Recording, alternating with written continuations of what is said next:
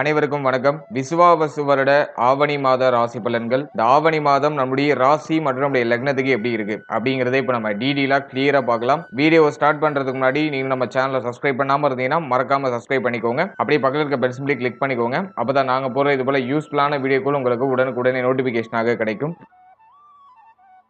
இப்போது நான்காவது ராசியா வரக்கூடியது கடகம். கடக ராசி மற்றும் கடக லக்னத்தை சேர்ந்தவர்களுக்கு இந்த ஆவணி மாதம் எப்படி இருக்கு அப்படிங்கறத டீடெயிலா கிளியரா பார்க்கலாம். முதலாவது அந்த மாதத்துல பிளானட்டரி பொசிஷன்லாம் எப்படி இருக்கு, கிரகங்கள்லாம் எந்தெந்த இடங்கள்ல டிராவல் பண்ணிட்டு இருக்கு அப்படிங்கறத டீடெயிலா பார்க்கலாம். இந்த ஆவணி மாதத்தை பொறுத்த வரைக்கும் நம்முடைய ஜென்மஸ்தானம் அப்படின்னு சொல்லக்கூடிய நம்முடைய ராசியிலேயே புதனுடைய சஞ்சாரம். புதன் வந்து நமக்கு 3-12க்குரிய ஒரு கிரகம். அந்த கிரகம் ஜென்மத்துல டிராவல் பண்றது ஒரு மிதமான பலன்களை கொடுக்கும். பெரிய அளவுல சிறப்புன்னு சொல்றதுக்கு இல்ல, ஆனா ஓரளவுக்கு மிதமான பலன்களை கொடுக்கும். அதையும் புதன் வந்து பகை வீட்டுல இருக்காரு. புதனுக்கும் சந்திரனுக்கும் ஆகாது. சந்திரன் வந்து புதனை நட்பு கிரகமாக ஏற்றுக்கொண்டாலும் புதன் வந்து சந்திரனை நட்பு கிரகமா ஏத்துக்கிறது இல்ல. அடுத்தது நம்முடைய ராசிக்கு 2ஆம் இடத்துல சூரியன் கேது உடைய கன்ஜக்ஷன். சூரியன் இதுல ஆட்சியா இருக்காரு, கேது வந்து பகை வீட்டுல இருக்காரு. சூரியன் கேது இணைவு அவ்வளவா சிறப்பு இல்ல. அதுவும் நம்ம மெயினா இந்த மாதத்துல கொஞ்சம் பாயிண்ட் அவுட் பண்ண வேண்டிய கிரக இணைவு தான். அடுத்தது நம்முடைய ராசிக்கு 3ஆம் இடத்துல செவ்வாய். செவ்வாய் வந்து ஸ்தான பலத்தோட டிராவல் பண்றாரு. செவ்வாயுடைய சஞ்சாரம் மிக மிக சாதகமா இருக்கு. அடுத்து நம்முடைய ராசிக்கு 8ஆம் இடத்துல ராகுடைய சஞ்சாரம். அஷ்டம ராகு அவ்வளவா சிறப்பு பலன்களை தரதில்லை. ஆனா இப்ப குரு பார்வையில ராகு இருக்கிறது ஒரு வகையில சிறப்பு. பிரச்சனைகளுடைய தாக்கங்கள்லாம் ஓரளவுக்கு நியூட்ரல் ஆகும். அதன் வகையில இதை நம்ம பிளஸா எடுத்துக்கலாம். அடுத்தது பாகியத்துல சனி வக்ரமா இருக்காரு. பொதுவா பாகிய சனி பெரிய நல்ல பலன்களை கொடுக்கறது இல்ல. ஆனா அந்த வக்ர காலகட்டங்கள்ல நல்ல பலன்களை கொடுக்கலனாலும் கெடு பலன்களை செய்யாம இருப்பாரு. அதன் வகையில இந்த வக்ர சனியை நம்ம ஓரளவுக்கு நிவர்த்திக்கான காலகட்டமா எடுத்துக்கலாம். அடுத்த இந்த மாதத்துல இடப்பெயர்ச்சிகளை பொறுத்த வரைக்கும் 4ஆம் தேதி சுக்கிர பகவான் நம்முடைய ராசிக்கு 12ஆம் இடத்துல இருந்து நம்முடைய ஜென்மஸ்தானமான நம்முடைய ராசிக்குள்ள என்ட்ராகி புதனோட கன்ஜக்ஷன் ஆவாரு. 12ல ஆல்ரெடி பார்த்தோம்னா குருவுடைய சஞ்சாரம். குரு 12ஆம் இடத்துல இருக்கிறது நமக்கு ஒரு வகையில சிறப்பு. எல்லாமே சுப விரயமா மாறும். விரய செலவுகள் அதிகமா இருந்தாலும் சுப விரயமா இருக்கும். அதன் வகையில இதை நம்ம சிறப்பா எடுத்துக்கலாம். அடுத்த சுக்கிர பயிற்சியை தொடர்ந்து நம்ம பார்க்கும்போது புதன் பகவான் நம்முடைய ராசிக்கு 2ஆம் இடத்துக்கு கரெக்டா 14ஆம் தேதி டிரான்சிட் ஆயிடுவாரு. மேலும் சூரியன் கேதுவோட வந்து கன்ஜக்ஷன் ஆயிடுவாரு. அதனை தொடர்ந்து மாதத்தோட கடைசியில 28ஆம் தேதி செவ்வாய் பயிற்சி. செவ்வாய் நம்முடைய ராசிக்கு 3ஆம் இடத்துல இருந்து 4ஆம் இடத்துக்கு டிரான்சிட் ஆகிறாரு. செவ்வாய் வந்து நம்முடைய ராசி நம்முடைய லக்னத்துக்கு ஒரு யோக கிரகம். அதாவது 5-10க்குரிய ஒரு கிரகம். இந்த 5-10க்குரிய ஒரு கிரகம் கேந்திரஸ்தானம் அப்படின்னு சொல்லக்கூடிய விஷ்ணு ஸ்தானத்துல டிராவல் பண்றது ஒரு மிகப்பெரிய யோகம் தான். அது இந்த மாதத்தை காட்டிலும் அடுத்த மாதத்துல நமக்கு இன்னும் ஒரு பிரைட்டான பலன்களை கொடுக்கும். இந்த மாதத்தோட கடைசியில இந்த இடப்பெயர்ச்சி இருக்கிறதுனால இந்த மாதத்தை காட்டிலும் அடுத்த மாதத்துல நல்ல ரிசல்ட் நீங்க எதிர்பார்க்கலாம். அடுத்து செவ்வாய் பயிற்சியை தொடர்ந்து சுக்கிர பயிற்சி மீண்டும் இருக்கு. சுக்கிரன் கரெக்டா 29ஆம் தேதி நம்முடைய ராசியிலிருந்து நம்முடைய ராசிக்கு 2ஆம் இடத்துக்கு டிரான்சிட் ஆகி கேதுவோடு வந்து கன்ஜக்ஷன் ஆவாரு. அதே போல புதன் பயிற்சி மீண்டும் 30ஆம் தேதி இருக்கும். மாதத்தோட கடைசியில நம்முடைய ராசிக்கு 2ஆம் இடத்திலிருந்து 3ஆம் இடத்துக்கு டிரான்சிட் ஆகி ஆட்சி உச்ச மூல திரிகோண நிலையை அடையும். அது வந்து புதனுக்கு இந்த மாதத்துல எண்டிங்ல இருக்கக்கூடிய ஒரு தனி சிறப்பு. ஃபைனலா 31ஆம் தேதி சூரிய பயிற்சி. சூரியன் நம்முடைய ராசிக்கு 2ஆம் இடத்துல இருந்து 3ஆம் இடத்துக்கு டிரான்சிட் ஆகி அதி நட்பு வீட்டுல டிராவல் பண்ணுவாரு. இதுதான் இந்த ஆவணி மாதத்துக்கான கிரக அமைப்பு. இப்போ இந்த ஆவணி மாத ராசி பலன்களை ரொம்ப டீடெயிலா கிளியரா பார்க்கலாம். முதலாவது நம்முடைய ஜென்மஸ்தானத்துல புதன் வந்து ஜென்மஸ்தானத்துல இருக்கிறது கடந்த காலகட்டத்தில் நம்ம கொஞ்சம் கம்பைன் பண்ணி பார்க்கும்போது கடக ராசி கடக லக்னத்தை சேர்ந்தவங்களுக்கு பொருளாதார நெருக்கடி நிறைய இருந்திருக்கும் லாஸ்ட் மந்த். அதாவது இந்த ஆடி மாதத்தை பொறுத்த வரைக்குமே நம்ம பார்க்கும்போது பொருளாதார நெருக்கடி. இப்ப இந்த ஆவணியில வந்து இந்த பொருளாதார நெருக்கடிகள்லாம் அப்படியே மெல்ல மெல்ல குறைய ஆரம்பிக்கும். ஏன்னா சுக்கிரனுடைய சஞ்சாரம் நமக்கு ரொம்ப சாதகமா இருக்கு. ஜென்மத்துல சுக்கிரனுடைய சஞ்சாரம் பணம் சார்ந்த எண்ணங்கள், பொருளாதாரம் சார்ந்த எண்ணங்கள் இந்த மாதத்துல அதிகரிக்கும். விரைய செலவுகள் அதிகமாக இருந்தாலும் அதை ஈக்குவல் பண்றதுக்கு தேவையான பொருளாதாரத்தை நம்ம கெயின் பண்ணிடுவோம். ஆடி மாதத்துல இருக்கக்கூடிய நெருக்கடி ஆவணி மாதத்துல டெஃபினட்டா இருக்காது. ஆவணி மாதம் பொருளாதார ரீதியா ஓரளவுக்கு ஃப்ரீடம் கிடைக்கும். நம்ம நினைக்கிற விஷயத்தை செயல்படுத்துறதுக்கான வாய்ப்புகள் கிடைக்கும். அதே மாதிரி சுய முன்னேற்றத்துக்கு அதிகமா செலவு செய்வோம். சுய முன்னேற்றத்தை இம்ப்ரூவ் பண்றதுக்கு நிறைய விரைய செலவுகள் செய்யறது. உங்களை சார்ந்த எண்ணங்கள் இந்த மாதத்துல அதிகமா வருது. உங்களை எப்படியாச்சும் நம்ம அடுத்த கட்டத்துக்கு போகணும் அப்படிங்கிற ஒரு உத்வேகம், அந்த முயற்சியை வந்து அதிகப்படுத்துறது, அதுக்கெல்லாம் இந்த மாதம் ரொம்ப ஃபேவரா இருக்கும். அதே மாதிரி இந்த மாதத்துல 14ஆம் 14ஆம் தேதி வரைக்கும் பார்த்தோம்னா புதன் வந்து நம்முடைய ராசியில டிராவல் பண்ணுவாரு. ஓவரா யோசிக்கிற ஒரு தன்மையை கொடுக்கும். இந்த புதன் வந்து 3-12க்குரிய ஒரு கிரகம். புதுசா ஏதாச்சும் ட்ரை பண்ணலாமா, இதுல இன்வெஸ்ட் பண்ணுவோமா, அதுல இன்வெஸ்ட் பண்ணுவோமா அப்படிங்கிற மாதிரியான அந்த இன்வெஸ்ட்மெண்ட் சம்பந்தமான சிந்தனை, புதுசா ஒரு பிளான் பண்றது, புதுசா ஒரு முடிவு எடுக்கிறது, அதுல ஒரு மாதிரியான குழப்பத்தன்மை இருக்கிறது, ஓவரா திங்க் பண்றது, அதை வந்து இந்த புதன் ஜென்மத்துல இருக்கும்போது கொடுக்கும். அதனால முதல் 14 நாட்கள் ஓவர் திங்கிங் எல்லாம் கொஞ்சம் குறைச்சுக்கணும். ஒரு புதிய பிளான் பண்றீங்க, புதுசா ஏதாச்சும் ட்ரை பண்றதுக்கு முயற்சி பண்றீங்கன்னா அந்த பிளானிங்லாம் நீங்க வந்து 14ஆம் தேதிக்கு மேல வச்சுக்கிறது ரொம்ப நல்லது. மாதத்தோட ஃபர்ஸ்ட் ஹாஃப் ஒரு மாதிரி குழப்பத்தன்மையா போகும், ஓவரா யோசிக்கிற தன்மையை கொடுக்கும். அதை நம்ம கொஞ்சம் நியூட்ரல் பண்ணிக்கிறது ரொம்ப நல்லது. அடுத்து சுக்கிரனுடைய இணைவு வரும்போது தாயார் சார்ந்த எண்ணங்கள் அதிகமா வரும். அதே மாதிரி தாயார் சார்ந்த வகையில ஒரு சில விரய செலவுகள் ஏற்படுறதுக்கான வாய்ப்புகள் உண்டு. ஏன்னா விரையாதிபதியோட சுக்கிரன் காம்பினேஷன் பண்றாரு. அதனால 4ஆம் தேதிக்கு மேல தாயார் சார்ந்த வகையில ஏதாச்சும் விரய செலவுகள், தாயார் சார்ந்த எண்ணங்கள் இதெல்லாம் மேலோட்டமா வரதுக்கு வாய்ப்பு இருக்கு. அடுத்து தாயாரோட ஏதாச்சும் கருத்து போராட்டம் பிரச்சனைகள்லாம் இருக்குன்னா அதெல்லாம் இப்ப சரியாகும். தாயார் மேல இப்ப பாசம் பற்று இதெல்லாம் அதிகரிக்கும். தாயார் சொல்றதை இப்ப நம்ம கேட்போம். தாயாரோட ஏற்பட்ட அந்த முரண்பாடுகள்லாம் இப்போ விலக ஆரம்பிக்கும். அதெல்லாம் அந்த நேரத்துல பாசிட்டிவா இருக்கு. அடுத்தது நம்ம முக்கியமா பார்க்கிறது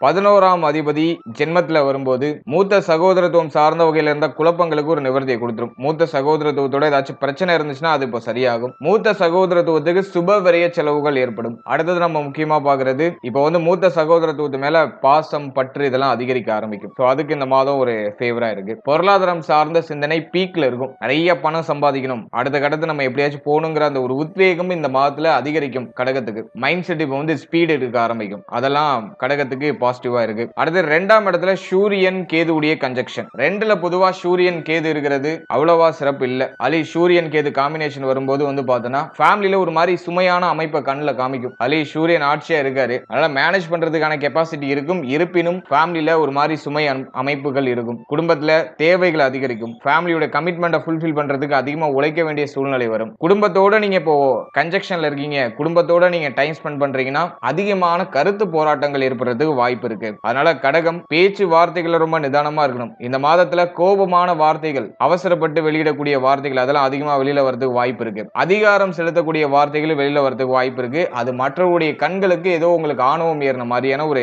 கண்ணோட்டத்தை ஏற்படுத்துறதுக்கு வாய்ப்பு இருக்கு. அதனால பேச்சு வார்த்தைகள்ல ஒரு லிமிடேஷன் இருக்கணும். அதிகமான கோப வார்த்தைகளை வெளியிடாம இருக்கணும். ஃபேமிலி மெம்பர்ஸ் கூட பேசும்போது எல்லாத்துலயும் கொஞ்சம் கவனமா இருக்கிறது ரொம்ப நல்லது. ஏன்னா அந்த நேரத்தில் அவசரப்பட்டு வார்த்தைகளை விட்டுட்டு பிறகு அதற்காக வருத்தம் அடைகிறதுக்கு வாய்ப்பு இருக்கு. கேதுவோட சூரியன் இணையும் போது 2ஆம் அதிபதி கேதுவோட இணையும் போது காரசாரமான வார்த்தைகள் வெளியில வரும். அதட்டி பேசுறது, மத்தவங்களை அடக்கிற மாதிரி பேசுறது, அதெல்லாம் வந்து இந்த மாதத்துல கொஞ்சம் அதிகமா வரும். அடுத்தது நம்ம முக்கியமா பாக்குறது வாக்கு. யாருக்கும் இந்த மாதத்துல வாக்கு கொடுக்க கூடாது. கடந்த காலகட்டங்கள்ல நீங்க யாருக்காச்சும் ஏதாச்சும் வாக்கு கொடுத்துருக்கீங்கன்னா அதை இப்போ சிரமப்பட்டு காப்பாத்துவீங்க, ஆனா காப்பாத்திடுவீங்க. புதுசா யாருக்கும் இந்த மாதத்துல வாக்கு கொடுக்க வேண்டாம். சோ அதுல கேர்ஃபுல்லா இருக்கணும். சூரியன் ஆட்சியா இருக்கிறதுனால அப்படி இப்படி தடுமாற்றத்தோட ஃபேமிலிக்கு தேவையான விஷயங்கள் எல்லாம் பார்த்து பார்த்து பண்ணிடுவீங்க. சோ அதுவும் இந்த மாதத்துல இருக்கிற ஒரு பெரிய பாசிட்டிவான விஷயம்.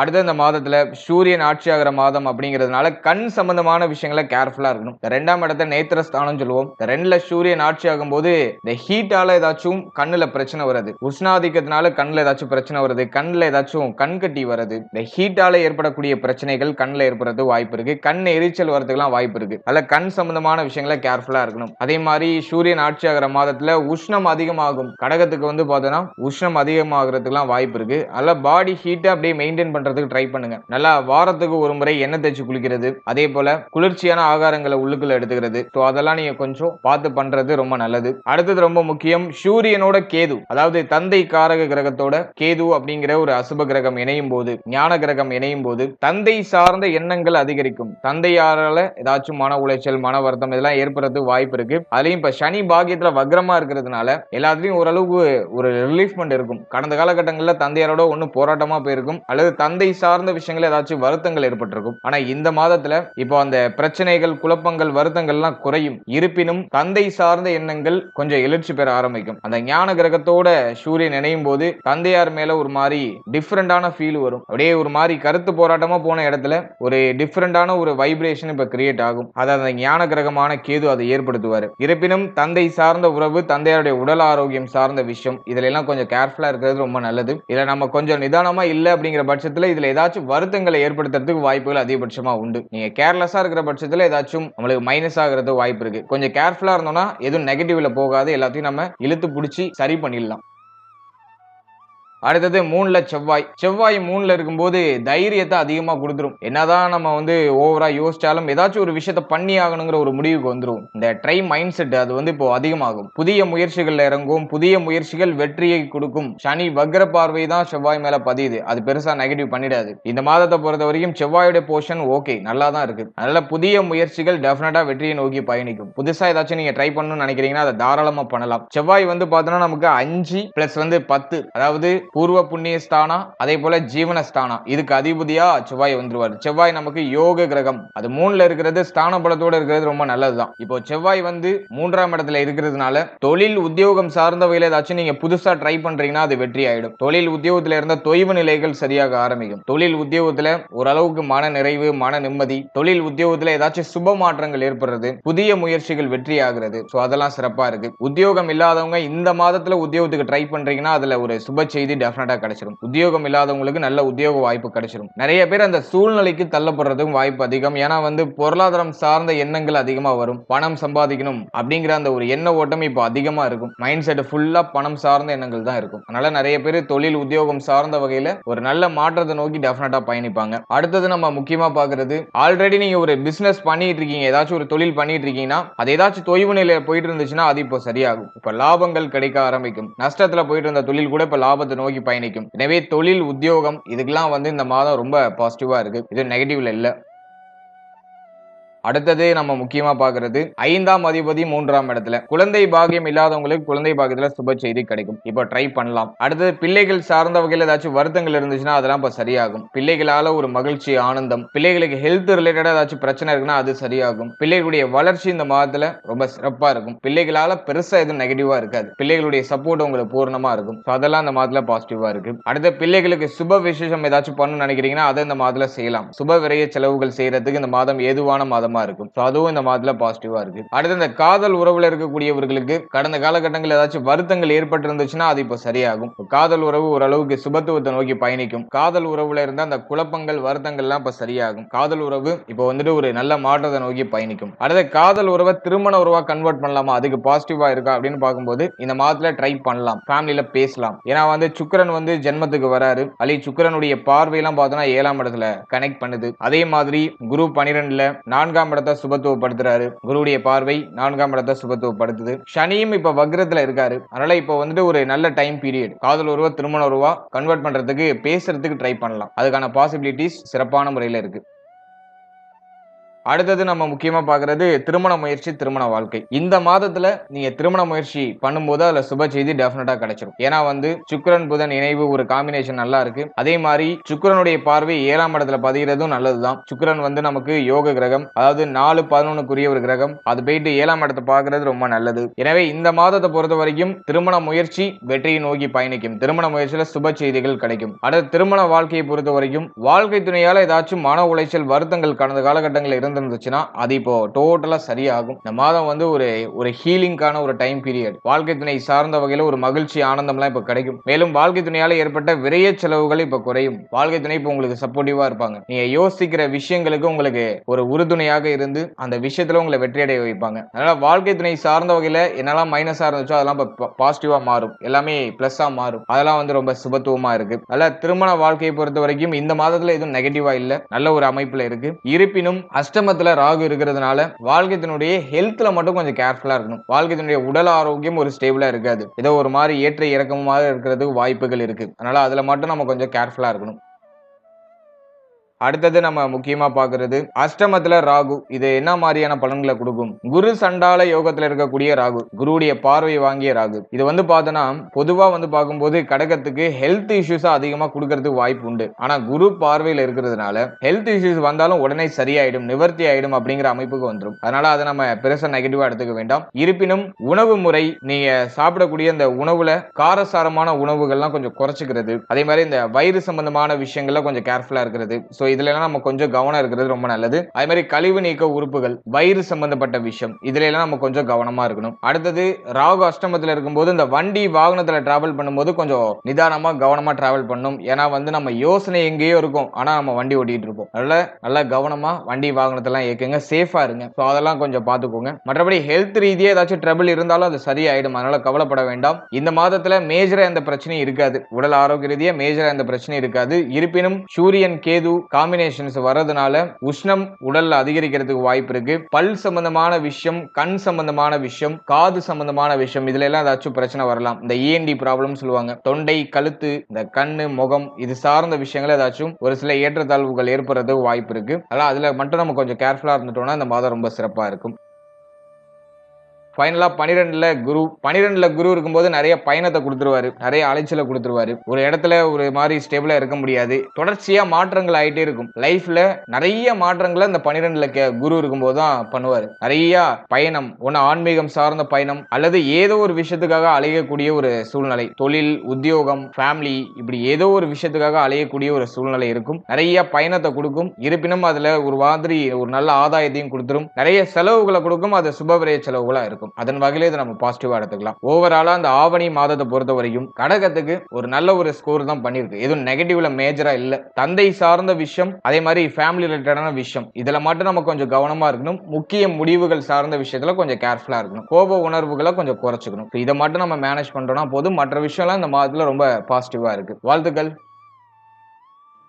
இப்போ நீங்க இது வரைக்கும் பார்த்தது ஒரு பொதுவான கோச்சார பலன். மாத கிரகங்களுடைய சஞ்சாரத்தின் அடிப்படையில இந்த பொது பலன் அப்படிங்கிறது கணிக்கப்பட்டிருக்கு. இது உங்களுடைய ஜனனகால ஜாதகத்தில் இருக்கக்கூடிய கிரக அமைப்புகள், உங்க ஜனனகால ஜாதகத்தில் இருக்கக்கூடிய யோக அமைப்புகள், மேலும் உங்களுக்கு நடக்கக்கூடிய தசா புக்தி, இதன் அடிப்படையில இந்த பலன்கள் நிறைய பேருக்கு ஒரு சில ஏற்றத்தாழ்வுகளையும் மாற்றங்களையும் சந்திக்கிறதுக்கு வாய்ப்புகள் அதிகபட்சமா உண்டு. முக்கியமா உங்களுக்கு ஒரு யோக தசை நடக்குதுன்னா கோச்சார ரீதியா நடக்கக்கூடிய நெகட்டிவான இன்ஃபுளுன்ஸ்ல நீங்க மேக்சிமம் ப்ரொடெக்டடா போயிடுவீங்க. பிரச்சனைகள் எதுவும் சந்திக்காம நியூட்ரலா நகர்ந்துருவீங்க. அதுவே அவயோக தசை நடக்குதுன்னா இந்த கோச்சார ரீதியா இருக்கக்கூடிய அந்த நெகட்டிவான இன்ஃப்ளூயன்ஸ் கொஞ்சம் அதிகமா இருக்கிறதுக்கு வாய்ப்பு உண்டு. யோகமான தசை நடக்கிறவங்களுக்கு இந்த பாதிப்புகள் மேக்ஸிமம் இருக்காது. பிரச்சனைகள் அதிகபட்சமா இருக்காது. சின்ன சின்ன நெருக்கடிகள் வரும், அது உடனே சரியாயிடும். ஆனா அவயோக தசை நடக்கிறவங்க ரொம்ப கேர்ஃபுல்லா இருக்கணும். எனவே சப்ஜெக்ட் உங்களுடைய ஜனனகால ஜாதகத்துல என்ன தசை நடக்குது, உங்களுக்கு பிளானட்டரி பொசிஷன்லாம் உங்களுடைய ஜாதகத்துல எப்படி இருக்கு, அதை பொறுத்து உங்களுடைய இந்த கோச்சார பலன்களை நீங்க சூப்பர் கம்போஸ் பண்ணி பார்க்கணும். ஜஸ்ட் நீங்க உங்களுடைய ஜனனகால ஜாதகத்துல என்ன தசா புக்தி நடக்குது அப்படிங்கறது உங்களுடைய குடும்ப ஜோதிடத்தை ஒரு வாட்டி கொடுத்து அனலைஸ் பண்ணி அது நல்லதா கெட்டதாங்கிறத மட்டும் அனலைஸ் பண்ணி வச்சுக்கோங்க.